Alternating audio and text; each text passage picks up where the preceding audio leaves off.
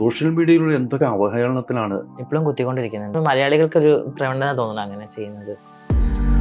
ഒരിക്കലും കുറേ ആൾക്കാർ വിചാരം ഇതൊക്കെ നമ്മൾ അല്ലെങ്കിൽ ഞങ്ങൾ പോലത്തെ ആൾക്കാർ അഭിനയിച്ചുകൊണ്ടിരിക്കുന്ന ഒരു കാര്യമാണ്.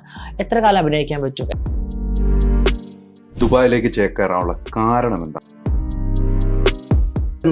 നമ്മുടെ ഐഡന്റിറ്റി നമ്മൾ ഇന്നതാണ് എന്ന് പറയാൻ എന്തിനും മടിക്കുന്നു? എറണാകുളത്ത് പ്രസിദ്ധമായ ഒരു ഡോക്ടറിന്റെ കൗൺസിലിംഗ് അടക്കം പോയൊരു വ്യക്തിയാണ് ഞാൻ. എന്നോട് പലരും ചോദിക്കാൻ, നീ ആണാണോ, നീ പെണ്ണാണോ? ജന്മം കൊണ്ടാണല്ലേ? എന്തിന് മറ്റുള്ളവർക്ക് മുമ്പിൽ ഞാൻ എന്തിനു പറഞ്ഞു? ഞാൻ എന്റെ സ്വത്വത്തിൽ ജീവിക്കാൻ ആഗ്രഹിക്കുന്ന വ്യക്തി. നീ മതപരമായിട്ട് ചിന്തിക്കുകയാണെങ്കിൽ ഇത് ഭയങ്കര പ്രശ്നമല്ലേ? മുസ്ലിമായി ജനിച്ച വ്യക്തിയില്ല, അപ്പോൾ നീ ഇങ്ങനെ ചെയ്യാൻ വേണ്ടി പാടുണ്ടോ? പഠിച്ചവനാണല്ലോ നമുക്ക് ഇങ്ങനെ ഒരു ഇത് തന്നത്. സെക്സ്പരമായ കാര്യങ്ങളിൽ ജാസ്തി ബുദ്ധിമുട്ട് അനുഭവിച്ചിട്ടുണ്ട് ആളുകളിൽ നിന്ന്.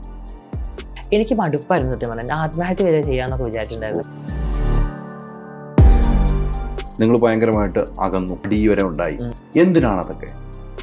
ആ പെൺകുട്ടി നീ ആണല്ല, നിനക്ക് പെണ്ണുങ്ങളെ ചെയ്യാൻ പറ്റും. സമൂഹമാണ് നമ്മൾ ഇങ്ങനെ ആക്കിയത്. സത്യം.